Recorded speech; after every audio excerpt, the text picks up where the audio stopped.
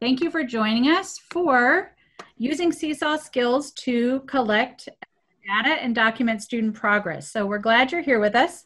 We're going to talk today about probably one of the most untapped features so far. So this is our third year moving and using Seesaw for schools, and this has been at our fingertips for all 3 years, but I don't think very many teachers have used it, but it's a great feature in Seesaw that's going to allow you to really track and monitor student performance and learning.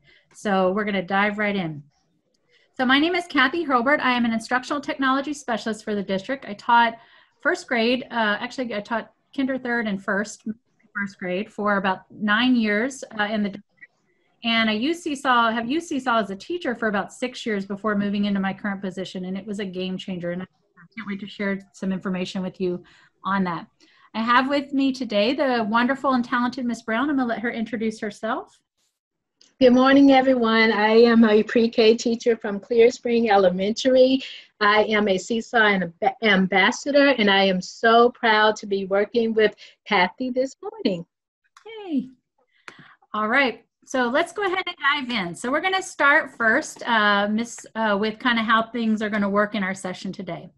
So we have, hopefully you've had some experience with Zoom at this point, but if you have not, if you hover towards the bottom of your Zoom window, you're going to see a little black bar pop up, and you want to go ahead and tap the chat feature and open up that chat. So as we're moving through the content today, if you have questions or, you know, I know I'm a fast talker. If I talk quickly past something and you didn't catch it, drop a question in the chat. Althea's going to kind of man the chat, and if she has an answer, she'll send it right back to you, but I'll pause periodically as well to check in with her to answer questions that we haven't been able to answer yet. We do want to make sure that you remain muted because we do have a very heavy session. We've got 85 people in here right now. So please make sure that you're muted. You can turn your video off if you like as well. We're going to ask you to stay muted. If we have time at the end, we will allow you to unmute if you have questions at that point. This is kind of a big one I want to talk about. We're going to be actually connecting with you today using Pear Deck, and we're going to have you be moving between Pear Deck and Zoom because I want you to have access to the presentation. I want you to engage with Althea and I in the presentation in Pear Deck. But then there's going to be times where I want you to come back and watch me in the Zoom class. So when I cue you and say, you know, come on back to Zoom, you can, you know, come back and watch me in the Zoom window. You're going to leave that Pear Deck tab open. So in just a minute, we'll have you connect to that. What you're going to need to do is go to a new tab in Chrome so you can minimize your Zoom window and open a new tab in Chrome. To connect to the Pear Deck, or if you have another device handy, you can grab your cell phone or any device that you have, any secondary device you have, and connect on the Pear Deck there. The Pear Deck is going to be where you're going to engage with us, but also where you're going to access the link for attendance at the end. So it's really important that you connect to the Pear Deck. And that's how you're going to get the link to the slide deck.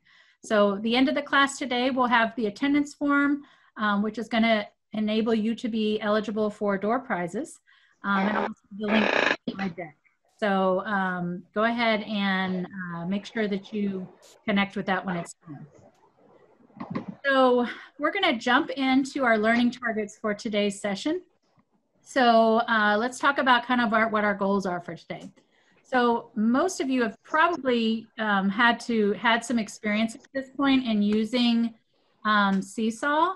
And so we're going to talk today, though, about how to take those artifacts and use that students are adding into Seesaw, their response activity responses, and how to gather data using those things.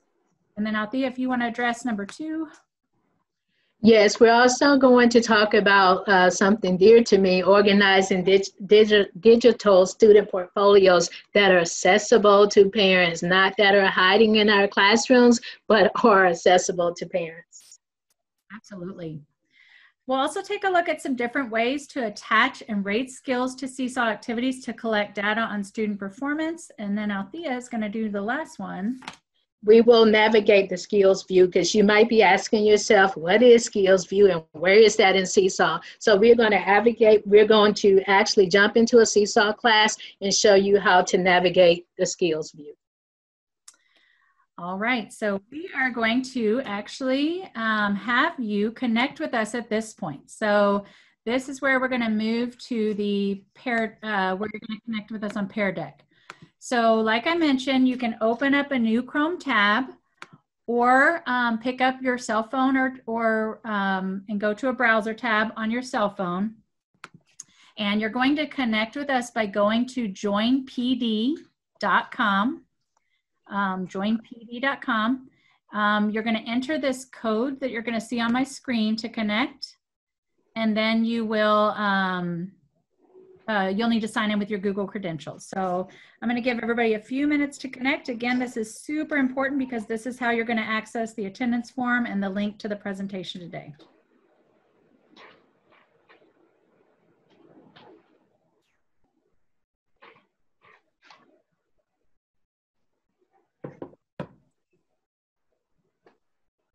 All right, we see people rolling in.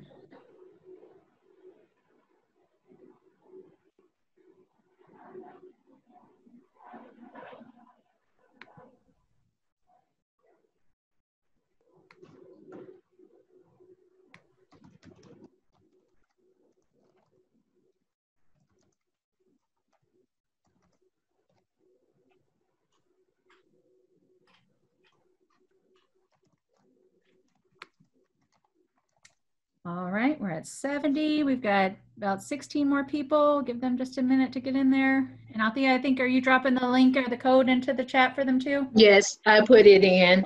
You're so good.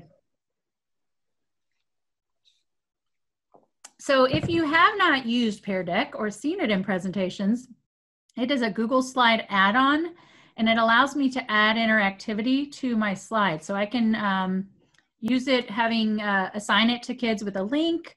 Like you can see down here at the bottom, I can give students a link in Google Classroom or give them a link in Seesaw. I can require Google sign-in or I can assign it anonymously. So if you haven't taken a class on Pear Deck, I strongly encourage you to do that. All right, so we got a few more people rolling in. If you're having some trouble, drop a message in the chat, but I'm gonna go ahead and move us in. If I advance the lesson and you don't know how to get in, you're gonna notice the code actually lives up here at the top right. So again, you're gonna go to joinpd.com on any device and enter OLNKV, and that will connect you to the lesson. So we're going to start with a temperature check. We want to know, what is your experience level with using the skills feature in Seesaw right now? So you have a little red star. We're going to have you move your star to, are you brand new to Seesaw? Seesaw skills. Have you dabbled a little bit with skills, or have you been using it and you're feeling pretty good, you got this? So as you guys are moving your stars, I'm going to go ahead and take a look at how you're doing. So we've got a lot of stars moving around. All right, kind of the same as last time. We've got a lot of new to skills, a lot of dabblers, and then a handful of using skills pretty regularly. That's pretty awesome. All right, good to know. So as we move through our lesson, we may tap into those savvy skills users to help us. So let's go ahead and jump in. So again, you can continue viewing this in your Pear Deck, or you can come back to the Zoom and watch with me here. It's your choice at this point. You know when you definitely need to be in the Pear Deck, but don't close it, just leave it open and either view the presentation there right now or view it in the Zoom. So our big concept today that I really want to hit home with you is that Seesaw can be a game changer if it is used well. And that's really the key concept there. So like I mentioned, I have used Seesaw for many years as a teacher. And what I found is, previously, prior to Seesaw, I was teaching, delivering content to students and having them do things to demonstrate their learning. And I was doing things like cut and paste and, things that kids would turn into me.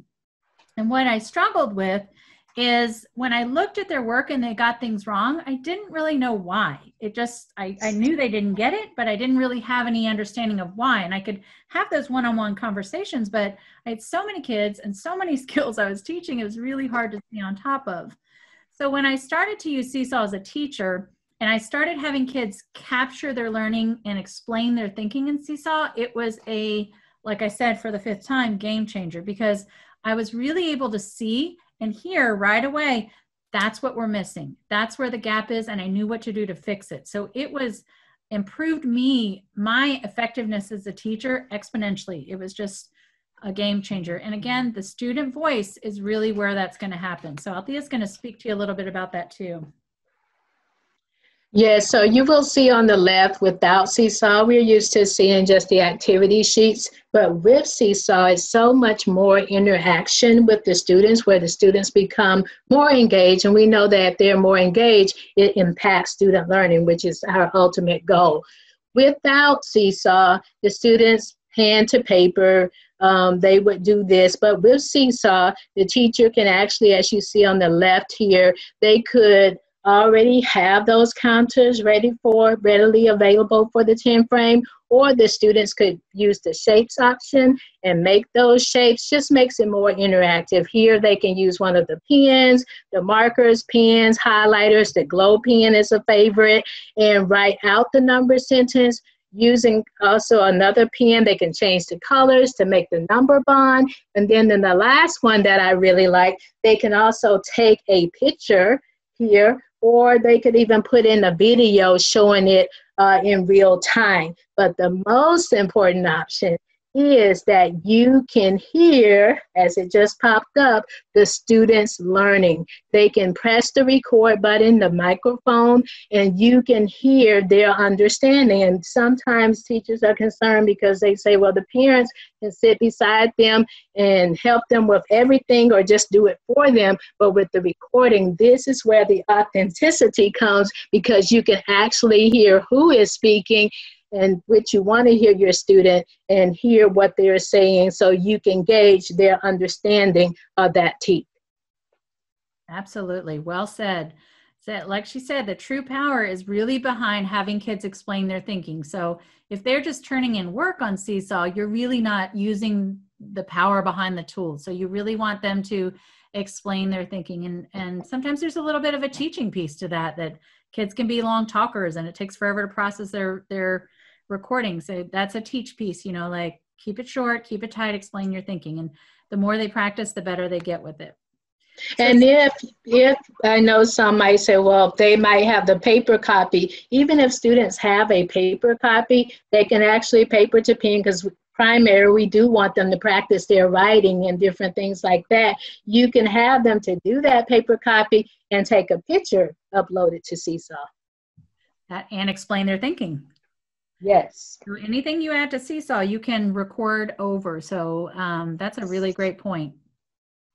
And students, can do it on any, Seesaw is device agnostic. You can use it on any device. So they can take a picture of their parent's cell phone, add that to their Seesaw journal and then explain. So, but Seesaw is a tool, and just like any tool, tools are really only as good as the hands that create with them. So we have to really learn to use the tool wisely to assess and capture student learning and gather the data. And so that's what we're really going to focus on today, is how do we use this tool efficiently to make sure that we're capturing, student learning and delivering and capturing student learning, and then using that data to move forward. So let's talk for a minute about where Seesaw fits into the learning in our virtual or our live classroom. So you see here a model of the learning cycle. We've got the planning piece, the learning piece, and the assessment piece.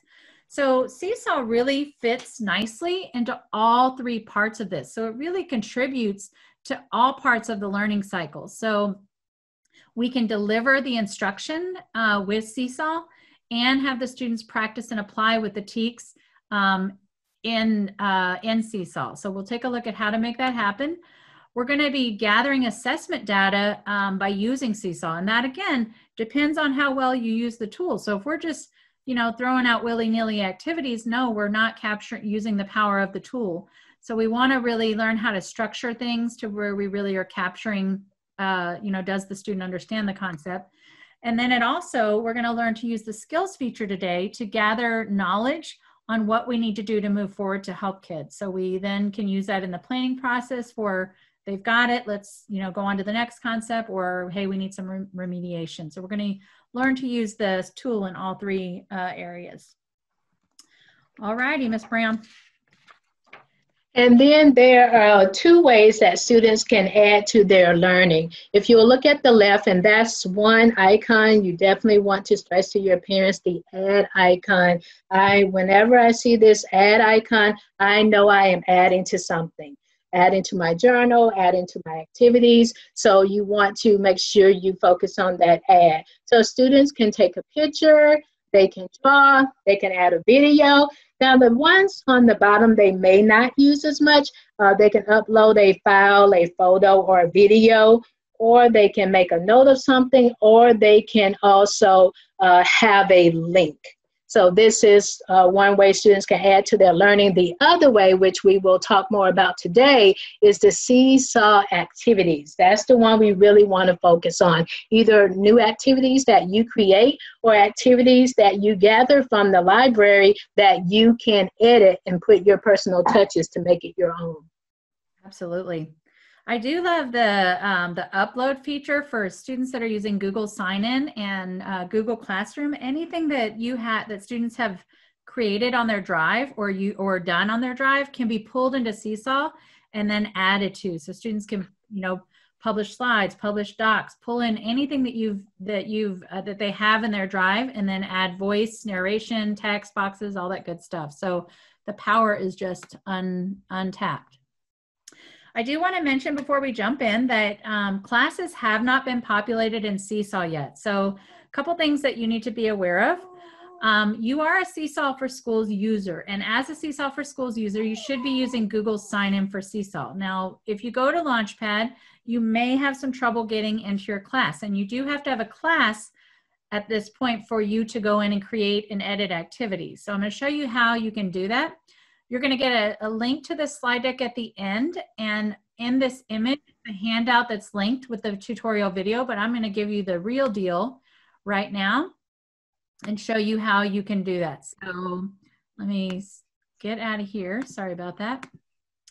So I'm going to come back to Seesaw, and if you go to Launchpad and you can't get into your class, what I'm going to recommend that you do is go directly to the web to seesaw.me, and you want to go to the bottom and click sign in with Google. So don't fill your name and password in, just go down to sign in with Google and sign in with your Northeast credentials. What that does is it alerts Seesaw that you are a member of Seesaw for Schools community. So make sure you're doing sign in with Google.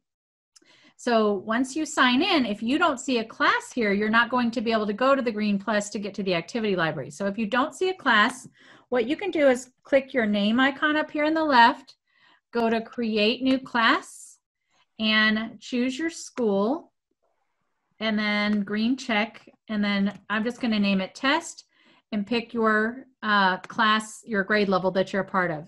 This is going to create that test class for you. So now you have a place to come to the green plus and go to the activity library. So if you're wanting to, start creating activities or start tagging skills to activities, you have the option to do that. And again, this will be linked for you to come back to. So the first thing we're going to talk about is how to navigate in Seesaw. So we're going to talk about how to really organize student work by creating folders, and then how to kind of navigate the dashboard. So again, I'm going to hop back to my class. So when I land in my Seesaw class, the first place I land is the journal. That is an endless feed of all the work that's been submitted. So you notice under this piece of work right here that I have these 3 little colored icon folders. I have added this particular piece of work to 3 different folders to help me navigate. So there's 2 different ways I can create folders. I'm going to show you the first one now. If I come to my wrench and come down to the folder section, I'm going to go to manage folders, and I have lots of folders here, but if I need to create a folder, I can create and do create the folder, pick the color, and then do the green check, and then make sure I select that folder to put that work, just name that folder so I have it available to put work into. The other thing I want to mention about folders is you want to make sure that you turn on show add to folder step to students and teachers. So when your class, this will happen once your actual class with kids is populated. But you want to make sure you turn that on. So if kids are adding things directly to Seesaw, like not activities, they're just going to the green plus, it's going to prompt them once they submit it to which folder should this go into. So that's going to help you to keep things organized. So just by default, I think it's set to never or teacher. So when you go into your folders, when your class populates, make sure you turn that on to students and teachers. Here's why folders are so important. So like I said, this is the journal feed of all the work, but I may need to drill down to look at things more closely. So over here on the right, you're going to see all the students and the class journal. Anytime I have one of these selected, I can click the little folder icon and navigate down to a specific folder. So I can look at just the work in that specific folder. I can do that with the class journal, so I can look at all the student work and the check what did you learn, or I can go to a specific student and say, I just need to look at this student's work in this section.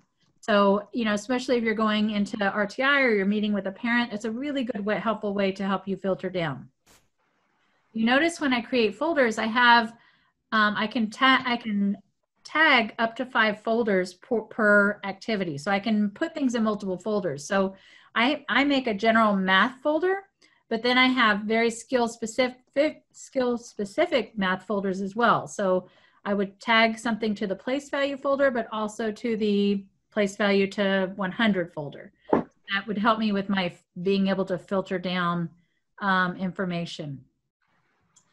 Did I explain that well, Althea? Yes, I think, and if you have questions, it would be good. You can certainly do them privately, but I think it would be good if everyone also saw those questions in case they have the same question. One question about can teachers just go in and put them in folders? Yes, you can.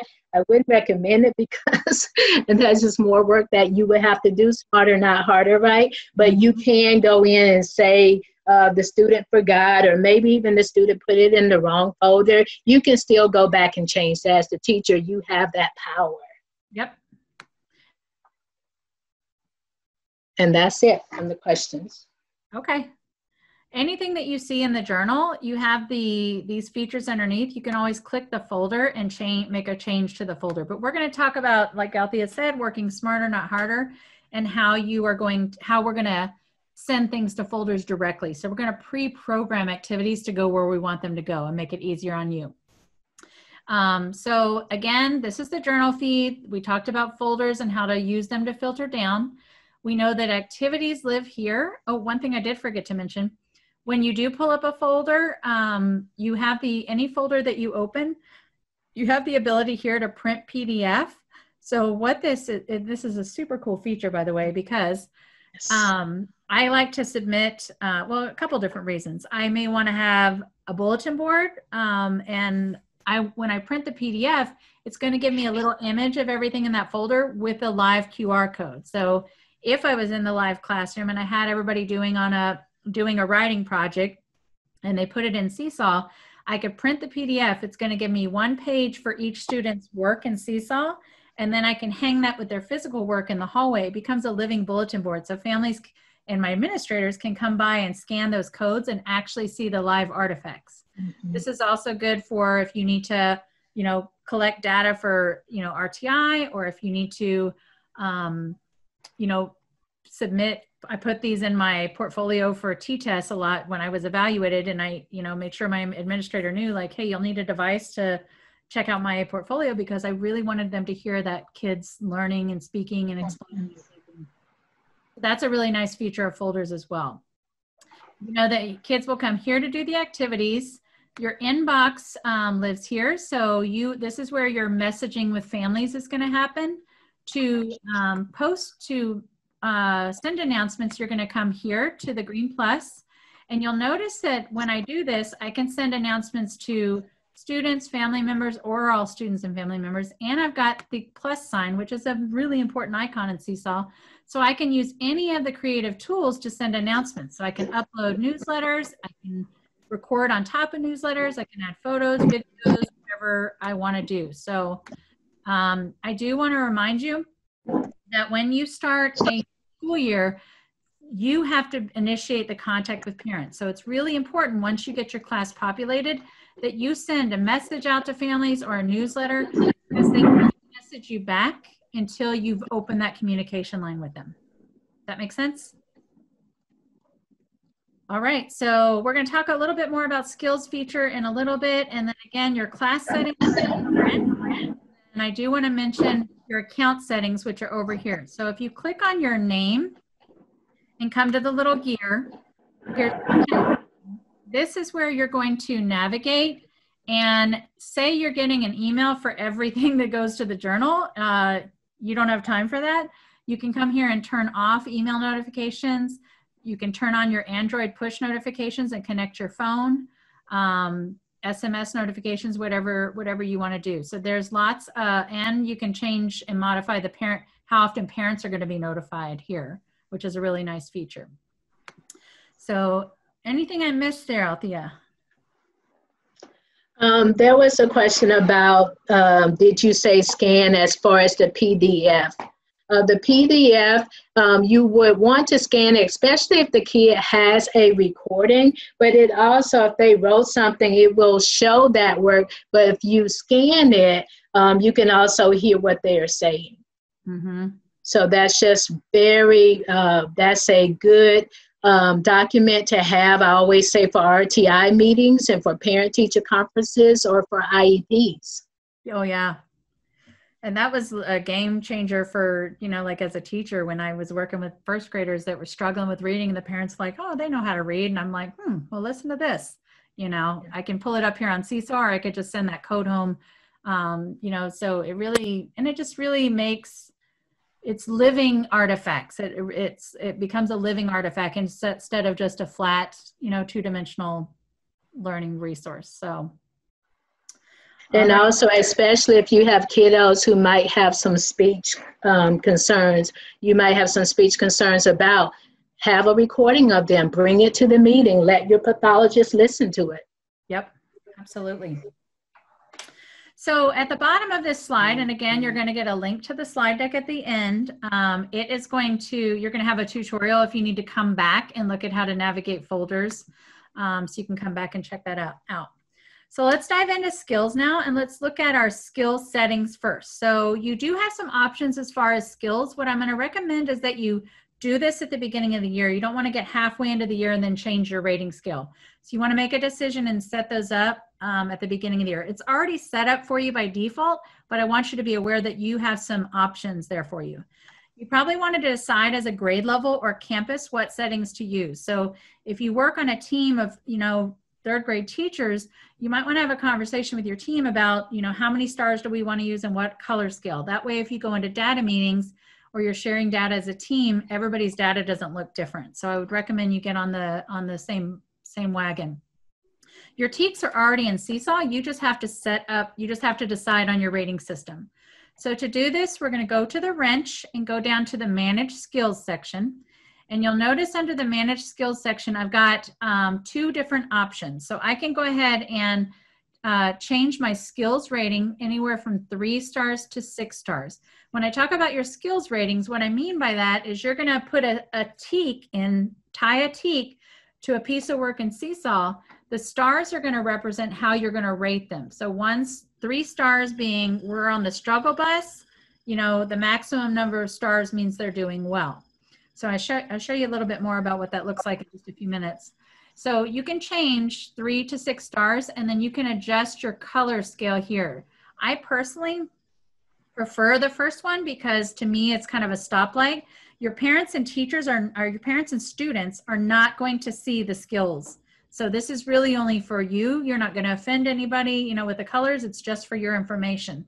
To me, when I look at my skills view, which we'll look at today, how to do that, when I see red, that tells me, hey, that's an issue I need to address. Yellow means, you know, we probably need some remediation, and green means we're on the right track, we're getting there. So Althea, do you want to mention kind of the, while I hop over to the stars, like your experience with the star levels? I would suggest that you not have too many stars. I know that you can rate up to 6, but for me to make it in a way that I will use it, I only use 4. And when I say I would also suggest that your whole grade level decide on the same rating of stars.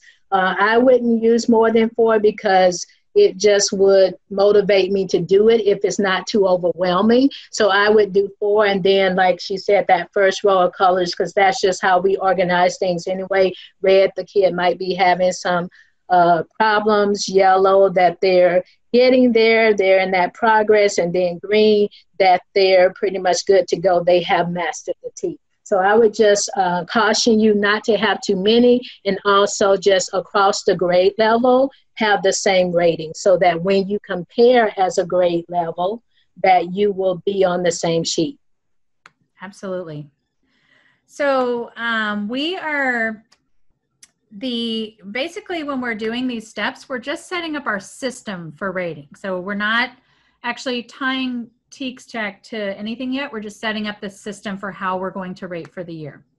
So let's dive in and talk about how to attach the skills now to student work. So there are 3 ways to do this, and I'm going to show you them all just so you're a rock star and you know how to do them all. But there is the easy way, the easier, and the easiest. So I'm going to show you all 3 ways, and I think the last one is probably going to be your favorite. I feel like that's the easiest for my workflow. So we'll look at how we can add things to things that are already in the journal, how we can add things to activities as we create them, or how we can just attach those skills as we assign. But the bottom line is to make sure that this icon, the little graduation cap, that is the icon that represents skills in Seesaw. So anytime you see the graduation cap, you know that's a skills icon for you. So Althea, you want to, oh, I'm sorry, we talked, did I miss that? Oh, no, the first way that you can add skills is by going to anything that is already in the journal and tapping the cap and then rating the skills. So that's the very first way to do that. And Althea's got some experience with that. She's going to talk to you about that. I would suggest that when you are attaching your skills to your activity, that you do it whenever you either create your activity or when you edit an activity from your library. Because if you wait and do it later, it's like pulling your hair out strand by strand. You want to go ahead and just attach it. Kathy is going to show you when she hops back into the Seesaw class later how you can attach that skill to an activity or even to a journal entry. Mm-hmm. It's all about working smarter, not harder, right? Yes. And then someone asked, what are the stars even for? Someone asked in the last session about if they were grades. Not really grades, but a way to assess your student with this skill, with decomposing numbers up to 10. Is this child approaching? Are they meeting? Are they exceeding? So it's just more so you can assess where that student are so that can drive your instruction. Right. It's going to improve your effectiveness as a teacher. So let's jump in and look at the easier way. So the easier way is to find and use activities that are already in the Seesaw activity library or linked in your district curriculum resources. So let's look at the 2 different ways to do that. If you're accessing Seesaw activities from your curriculum, from the IPG, when you click the links, it's going to open up in a view like this. You'll click Save Activity, and that's going to move the activity to your activity library. if you are finding activities already in the activity library, you'll click the heart. The heart is the feature that's going to move that activity to your library.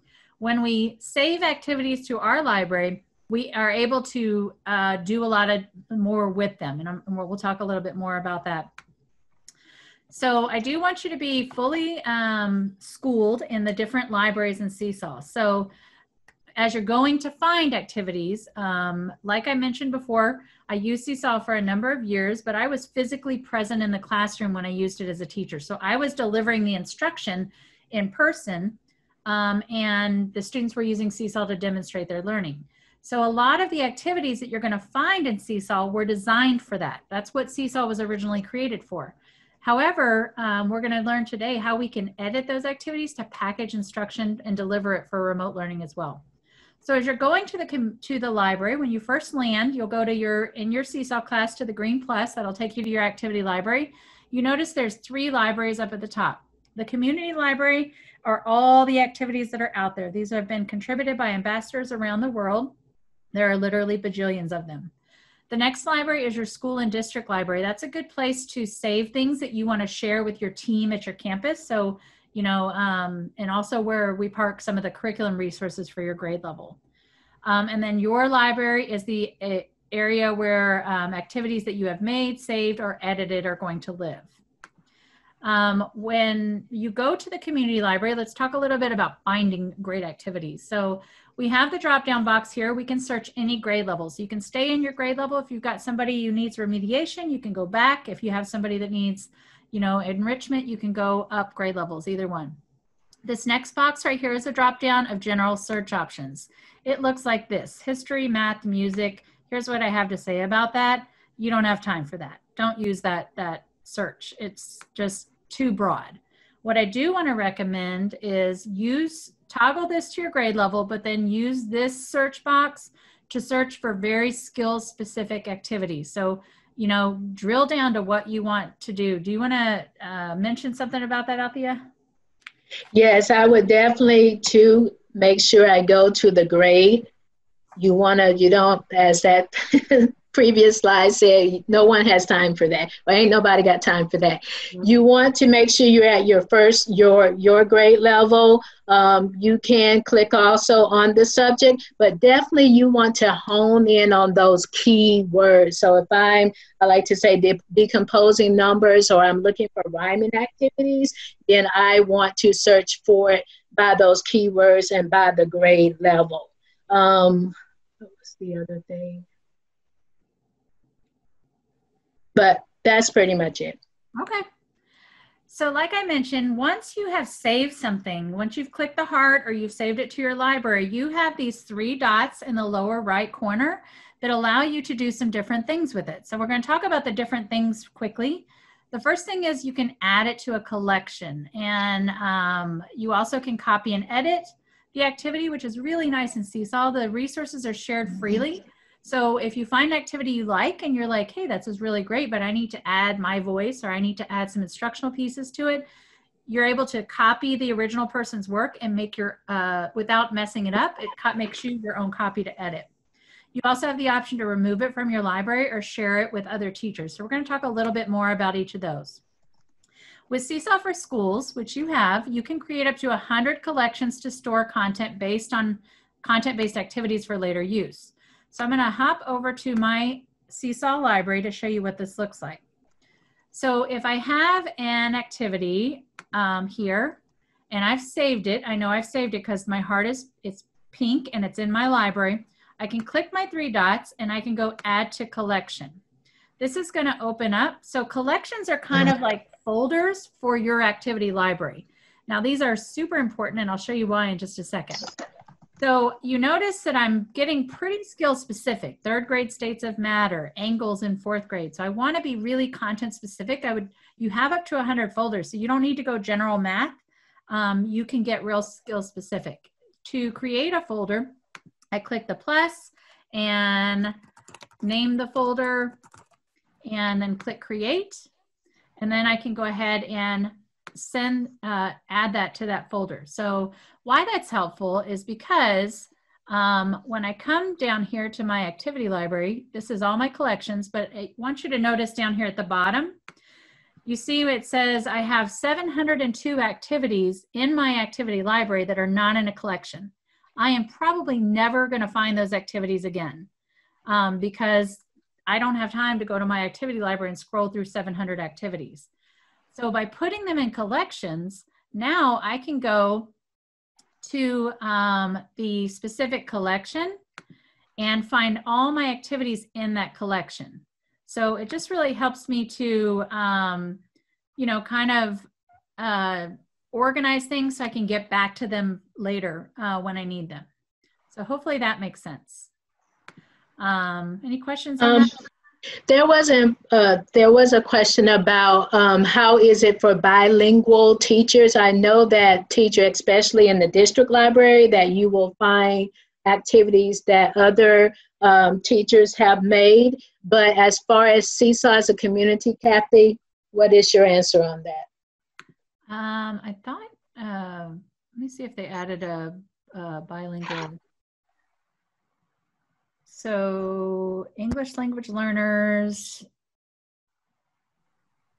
Okay, so if you are bilingual, what I would recommend is to add that in your search term. And I believe there are, like I said, school and district resources as well, but you can certainly filter down to world languages or English language learners, or search specifically bilingual numbers, you know, or Spanish numbers, things like that. So it's probably best with your, you know, to hone in on what you need with your skill, with your search. And I did search for activities in Spanish, and it did bring up some of those activities as well. Yep. But I know, especially if you're within our district, smarter, not harder, once again, look into that district library too. I know, especially for math, there were a lot of activities in kindergarten. So look at that district library, especially for that. Yep. And just be, like I said, skill specific. If you're searching for Spanish shapes, type Spanish shapes. So computers are very smart nowadays. It's kind of like talking to them. Tell them what you need. All right, so we talked about— And you can also create your own too. Oh yeah, for sure. We're gonna learn how to do that today. So we talked about adding activities to collections. We also can edit activities, copy and edit activities that we find in the library. And so some key things to think about when you're doing this is to add those icons for easier reading. And so like I mentioned, you'll get the slide deck at the end. On this link, it'll open up a link to where you can find the icon sheets. So when you're typing the words in the instructions, if I want the picture of the camera to come up, I'm going to type the colons around the word photo, how it tells me right here. And then when I publish the activity, it's going to change that word into the icon. Especially with young learners, you want to use use the icons rather than the text. Also, make sure that you're recording your voice to give instructions with teaching the lessons. And then we'll talk about the caption tool. And then again, the power behind Seesaw comes with having kids record and explain their thinking. So you want to make that part of the directions. Althea, anything you want to add to that? No, because we'll talk more about those. Okay. All right, so the last thing you can do on the 3 dots is to share your activity. So when you click share activity, it's going to bring up a menu that looks like this, and you've got some different options. So you can share it to your school and district libraries. You can put it in the 2nd grade library at your campus or whatever grade level you're at. It's a good way to share with your teammates. My favorite way is to get the activity link. So if I copy here, then I can drop that link into the lesson plans or however I'm sharing it with my team. So this is if you're sharing activities between teachers, not sharing it to students. To assign it to students, you're going to actually assign, and we'll look at that in a minute. What I do want to mention to you is that the email to teachers does not work in our district. So we use Google Sign-In for connecting to our Seesaw for Schools account, but we use Outlook for email. So because we're on different servers like that, the email to teachers option does not work. So if you've tried that and the teacher never got it, that would be why that is.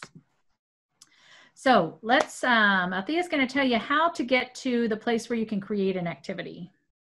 So when you're in your home view of Seesaw, remember those tabs that Kathy showed you, the journal, the activities, the inbox, the skills. You would go to activities, and once again, that plus, always you want to tell your parents and your students when I want to add something. So you want to add something. So you would go to that plus, and then you will get to this screen. And you want to make sure you are in My Library. And then you can just click that plus to create a new activity, or you have already searched for an activity. But right now we're talking about creating activities from scratch. You'll click that Create New Activity, and then Kathy will show you what that looks like. All right. So whether you're creating an activity from scratch or you're editing an activity, I feel like it's really important for you to understand the different parts of Seesaw. So like I mentioned, it was developed for use in response to student learning in the classroom, but it really is an amazing vehicle to deliver content to students for remote instruction, packaged with opportunities to practice. So when we go into that create a new activity to start from scratch, or if we go into edit, the format of an unpublished activity is the same. And so I want you to be aware of all the different parts of it. So the first part is the title of the activity. I do encourage you, especially with remote learning, to include the date there. Your written directions are going to go here. So this is where you're going to use those little icon codes to give kids real short directions. So keep it tight. You don't want to go super long.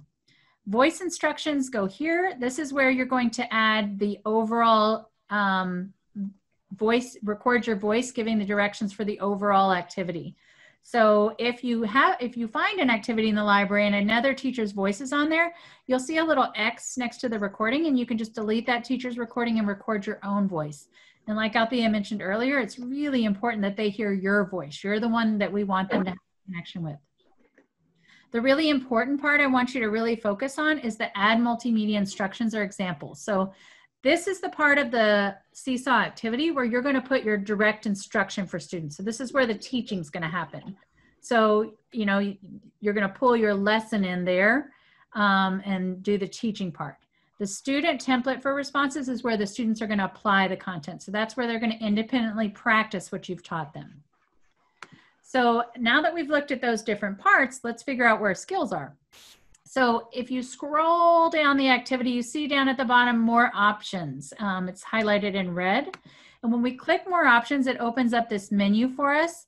And we go all the way to the bottom and you see skills there. So when we tap skills, it's going to open up skills view for us, which looks like this. What I recommend to you to do is to search for skills based on keyword. That seems to be what works best for me. And I think, Althea, you agree with that? Yes.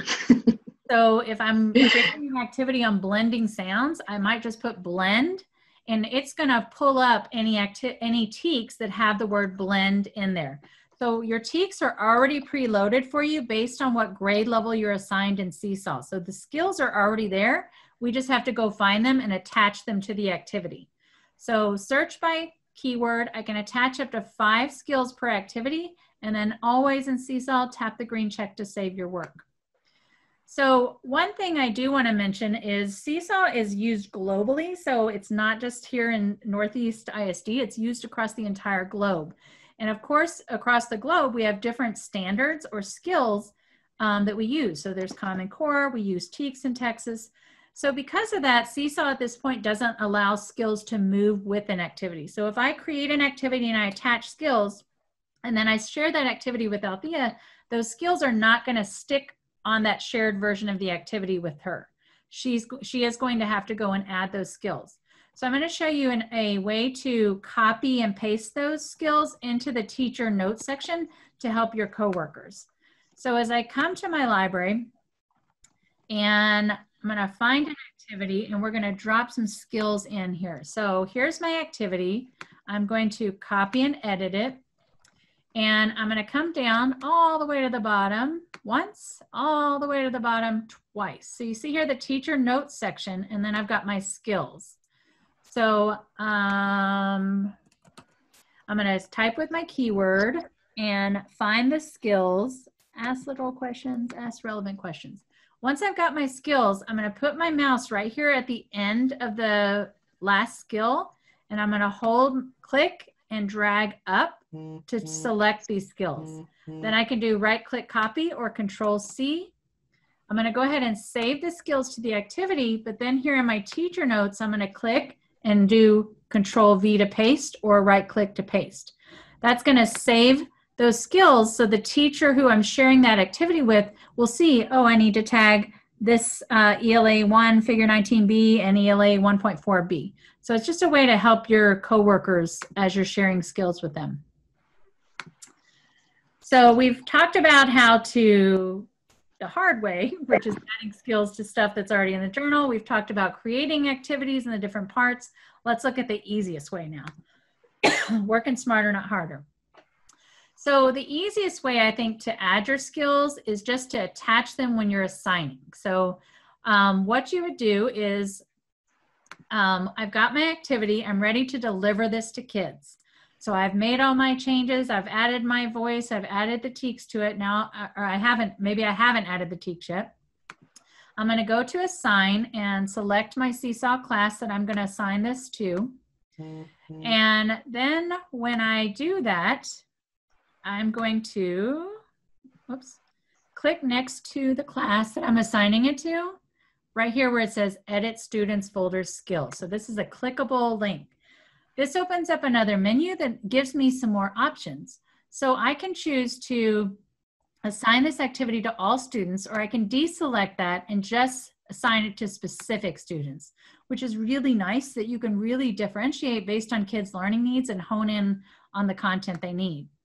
I can also— And Kathy, let me jump in there because that was one of the questions that is a SPED teacher who teaches different grade levels. Absolutely. And this too is where you can differentiate which activities go to which students. Absolutely. I also can pre-program the folders here. So we mentioned earlier how you could go to the wrench and make folders. I can also do it on the fly as I'm assigning activities. So if I click folders, I can go ahead and select what folder I want that activity to go into when students complete it. So this is really nice. Students don't have to do anything. It'll automatically send it to the folder. If I don't have a folder for that activity yet, I click at the bottom and create folder, pick a color, and go ahead and green check. And then that's going to go ahead and put that folder in there. Like I mentioned, you can put things in up to 5 folders. So maybe I have a general reading folder, but I also want this to go into the reading comprehension folder. That's going to help me to filter down and find that content later. Then the last part is the skills. So I can go ahead on the fly and just add my skills as I'm assigning. So same thing, search, tag the skills that you want to attach, and then we're going to click the green check. Last thing I want to mention here is I can go ahead and assign it to the class, or I can click schedule and go ahead and schedule the activity when I want it to be assigned. And Althea, you want to speak to that? Yes, and especially doing remote learning, and especially those who like to do the advanced planning maybe a week ahead, you wouldn't go to that second radio button and assign on a specific date and time. If I have lesson plans for next week, I don't want them to do it immediately. I don't want them to do it today. I want them to start next Monday. So I will set the date to July 27th and set my time maybe to 5:30 a.m. So they'll only see those activities once you have released it in the schedule. So it's great for that advanced planning. Yep. So you would just toggle to assign on a specific date, or you can leave it to here and assign the activity. So that is— And I should mention too, Kathy, that even if you say, oh, I just assigned it to the class and I forgot to schedule, you can, and we'll show you when we jump back into the class, you can still edit that and you can change that. Because sometimes I'm like, oh, it went out immediately. I don't want them to do it till next week. You can go back in and change that. Yep. So I'm on my activity page in Seesaw. Any activity, I can click my 3 dots and edit the activity and make those changes that I need to. So I can go through and change actually the activity, or go ahead and change down here. I can change the folders and all that good stuff that I need to do. So you can always, there's nothing that you can't go back and fix, essentially. All right, so I walked you through that, the scheduling feature and assigning it. We're gonna do a quick, oh, go ahead. I wanna, yeah, with this question, because this was one that we had a member from our team that was genius that thought of this idea. One question was, is there a way to organize the activities so that they are not overwhelming to parents to find them? Because that was a problem we experienced at first. There were so many activities that the students were assigned that it was hard to find them. This is genius. She said to put the date. Mm-hmm. That was genius. It sounds like a small, simple thing, but it was genius. You can put the date on the assignments, or excuse me, on the activities, so that the students and parents know when to do them. You can also archive those activities, and you can also, well, you probably don't want to delete because you worked too hard on them, but you can archive those activities to get to later. So those are some ways to organize it. Put the date in front of the name of the activity. Yeah.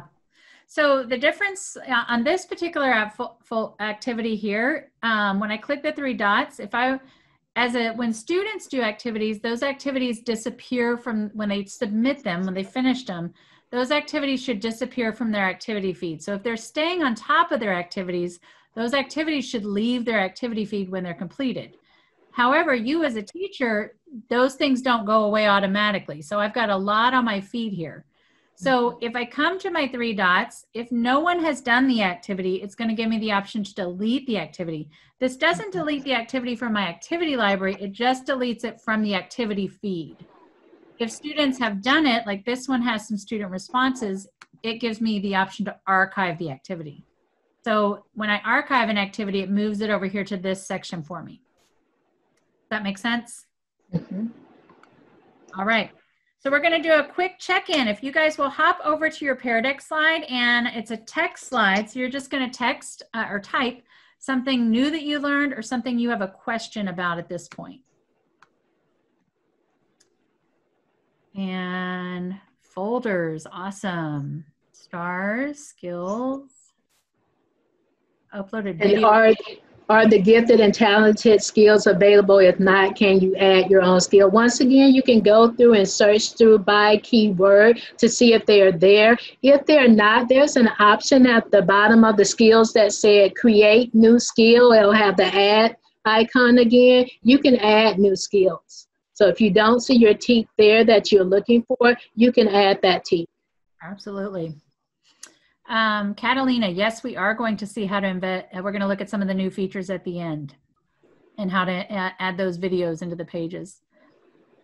Archiving an activity makes it no longer visible to students. Yes. What you can do is if you have a straggler, maybe everybody's done the activity except for 2 kids, you can archive the activity, but then go back into your library and reassign it to just the specific student. So yes, archiving the activity does make it no longer visible to kids. And sometimes you have to, because there's so much that can become overwhelming. Yeah. If you work with multiple grade levels, do I have access to all grade levels or limited? It kind of depends. If you, Tiffany, it depends how you're set up. So if you are like a specials teacher, you have access to all the cheats for all the grade levels. If you're like a push-in support like IIT or something like that, your instructional technology specialist can help you set up your classes so you have a class for each grade level. Does that make sense? All right, well, we are gonna motor on because we've got some more goodness to share with you, but thank you guys for your feedback. So we've learned how to attach the skills now to the activities. So now we're going to look at what do we do with it now. So for students are going to go to the activity light bulb now to do the activities. When they get there, they're going to tap on the green add response and complete the activity. Now, as the teacher, we're going to go in as work is turned in, and we're going to actually rate the student work using those skills that we've done. So there are two ways to do it. Althea, you want to mention about your experience with this? Well, my experience with remote learning, because the students worked at their own pace and they did not turn in all the activities, pretty much on the same schedule, I would rate them as they came in. That worked for me, because one thing I did not like to see is that waiting for approval, all those assignments, activities waiting for approval. I would rate them right away. But there's the other way that you can do it. You can look at your whole class and just rate each student in that same skill. But for me, I like to rate them as they come in. Yep.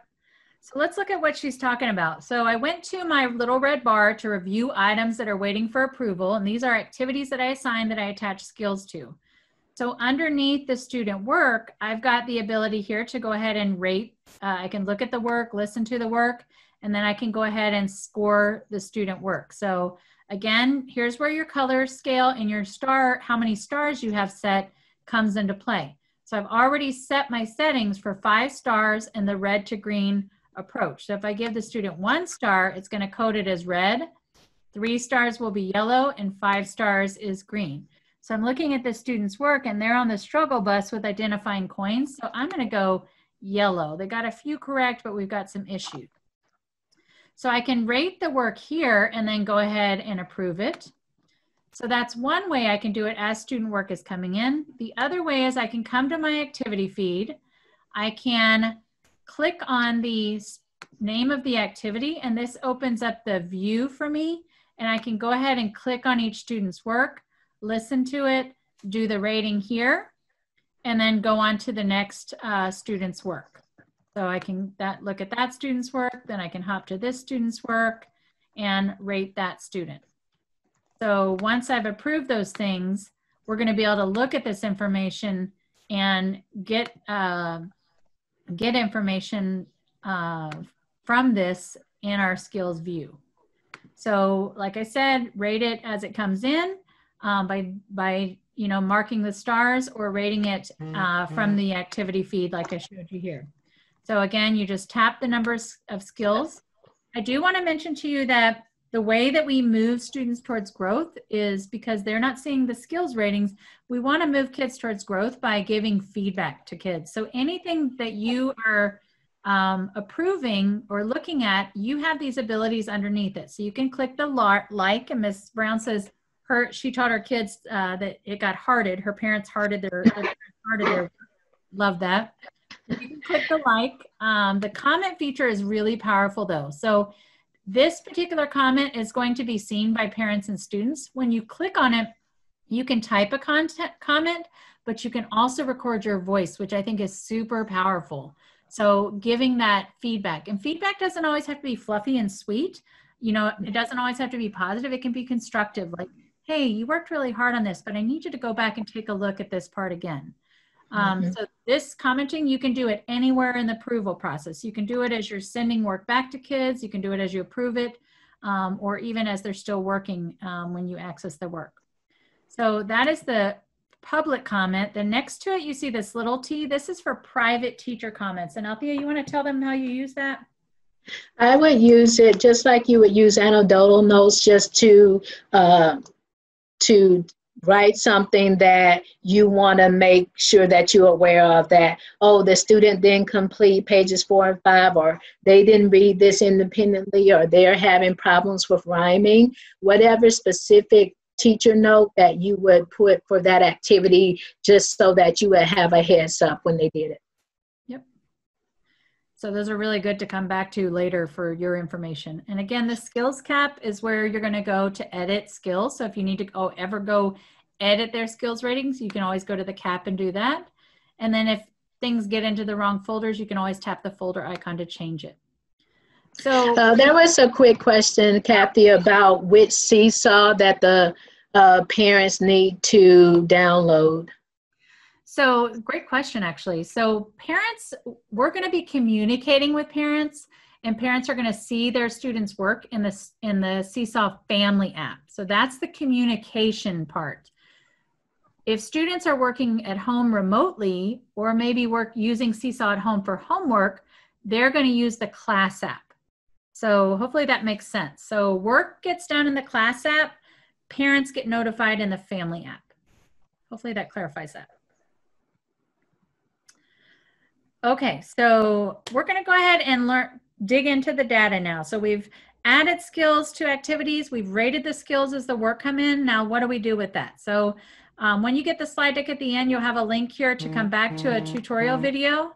But I just want to give you a little bit of feedback, and then we're going to let Ms. Brown share her class and see what it looks like. So when you go into, for teachers' use, you're going to come to the graduation cap, the skills view, to look at student work. So when I hop over here, the first thing I'm going to see is these are all the skills that I have added activities for. So anything that I've created an activity and tied a skill to, I'm going to see that skill listed here.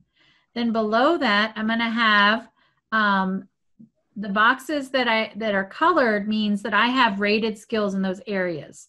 So the number on each box stands for how many artifacts or journal entries are attached to that skill, which is really important to note, because if I have a student that's struggling with the content, I might, have them do an activity and they didn't do so well, they scored low, then I'm going to reteach it another way and give them another activity to practice that same skill. I can do that multiple times to track the progress of that skill as they're moving forward. And then lastly, your students are on the left, and then skills view, we can go ahead and navigate and really filter down. So I'm going to turn it over to Miss Brown so she can pull her class up and show you what that looks like with a real class. And just to reset that answer to parents and students do not see the stars. They do not see the rating. So you don't have to worry about that might be embarrassing or frustrating. They won't see those ratings. So this is what the skills view would look like. And once again, that graduation cap that you might see when you are approving activities or when you are right here. So skills, and then you can see my students and see their pictures. I always like to put their pictures because it just helps the students to see right away where their account is.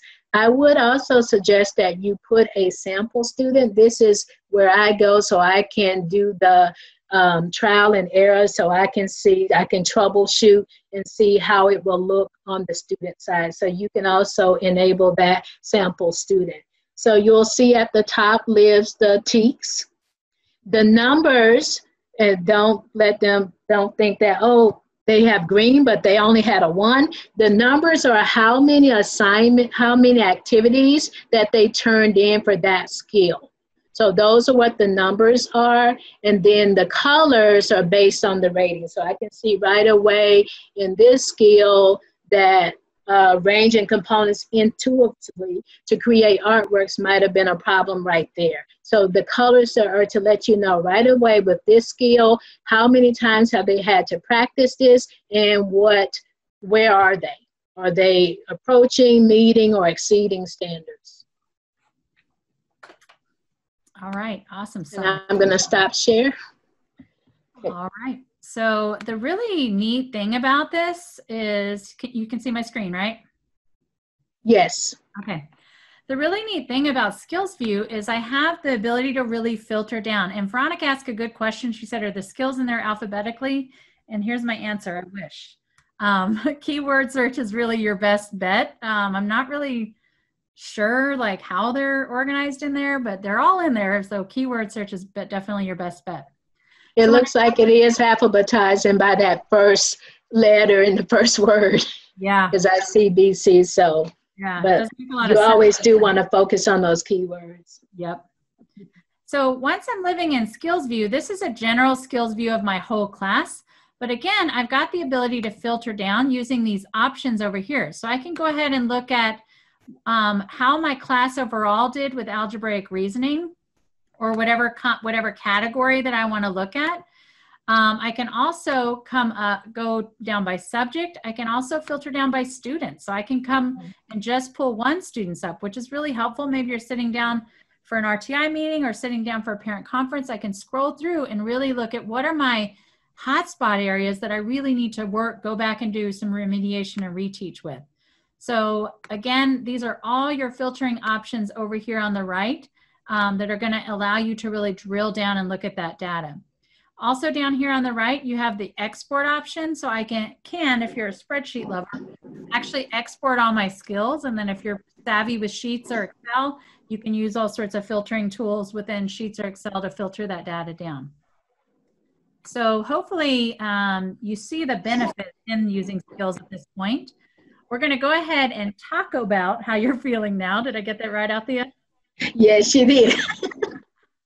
So if you'll hop back over to your Pear Deck, you've got your taco, and you're going to go ahead and move your taco to show how you're feeling about Seesaw skills now after the training.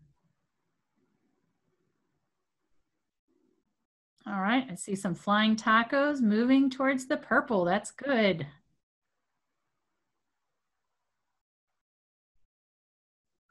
All right. All right, some of us are still in the middle, and that's okay. We covered a lot of content today. A couple things I do want to mention to you. You're going to have access to the slide deck. So you can go back to that for reference. We are going to record one of the sessions today, so that'll be available for you as well. Your ITS, your Instructional Technology Specialist, is definitely here to help you with this. The best thing to do is jump in and try. So you're going to make mistakes along the way. That's how we learn. But you know, you want to get in there and start using it from the get-go is my best advice for you. So super exciting last part I want to talk with you about is the newer features that are available this fall. So these features just came out in early July. In Seesaw, you're able to do a lot more now. So we can add a video on each page of the drawing canvas now. So if I come to my journal, I'm going to go to my activity library, and we're going to take a look at what this looks like. Previously, when I was creating an activity, if I added a video, that's all I could do was add my one video.